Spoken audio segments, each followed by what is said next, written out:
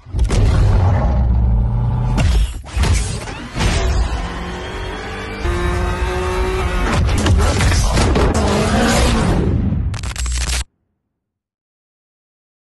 what's up? Welcome back to my channel. For today's video, magtatanggal tayo ng isang Jitor na modelo na 2025. Yung isang isang Jitor na X70. So tatanggalin natin yung handle at saka yung mirror. So yun, kung bago kayo sa aking YouTube channel, huwag niyo pong kalimutan like, paki-share at paki-subscribe. Huwag kalimutan pinutin yung notification bell para updated kayo sa aking mga sunod pang video. So guys, papakita ko sa inyo yung sasakyan na X70 na Jitor 2025 model. So let's go. So ito yung isang Jitor na 2025 model. Yan. Jitor na X70.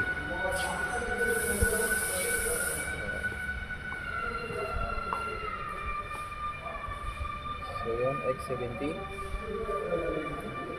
Jitor. So tatanggalin natin tong handle. So bago mo mabaklas itong handle, bubuksan mo to, isang cover na to. Yan, may isang cover dyan. May isang tornilyo dito sa loob. Yan, sa may tanggalin mong rubber, tsaka isa dito sa loob. So mayroon pa yan sa ilalim dito na tatlong tornilyo sa yan. So yun. So dito wala na yung tornilyo dito. So pag natanggal mo na lahat ng tornilyo na pito, so matatanggal mo na yung sidings. Yun. So let's go. Yan yung loob ng Jitor. So yun. So ito yung tatanggalin natin, handle. Saka yung mirror. So let's go. So tanggalin mo lang to, yung cover ng plastic. So bali may lima siyang clips. Yan. So pag nabuksan mo na to, makikita mo yung dalawang tornilyo dito sa loob. So yun. So bali pito, isa, dalawa, tatlo, apat, lima, anim, pito na tornilyo yung matatanggal mo dyan bago mo matanggal yung siding. So tanggalin mo rin to, yung cover dito para sa door trim. Yan. So yun. So pag nabaklas mo na yung mga tornilyo dyan na 7 piraso, matatanggal mo na itong sidings. So ito ipapakita ko sa inyo yung loob. Yan. So yun, puro mga screwdriver lang yan. Ito konting wire. Yan. So ito yung sa meron niya. May tatlong tornilyo. So yun.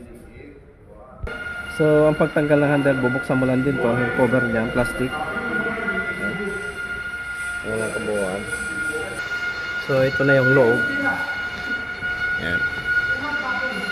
So may mga sakit dyan. So kailangan natin tanggalin yon para matanggal natin yung handle. Ito yung sakit ng handle. Yan. So parehas lang din ng sa Jitor, yung sakit niya. Walang pinagkaiba.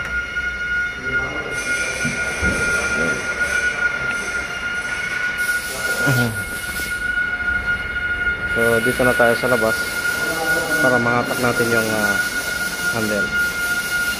So may cover nito, tanggalin mo gamit ka na ng plug.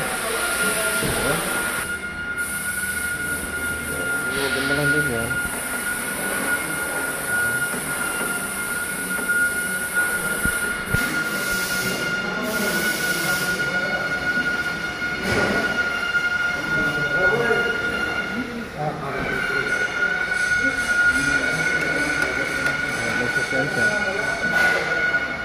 Tanggalin mo yung pinaka-cable.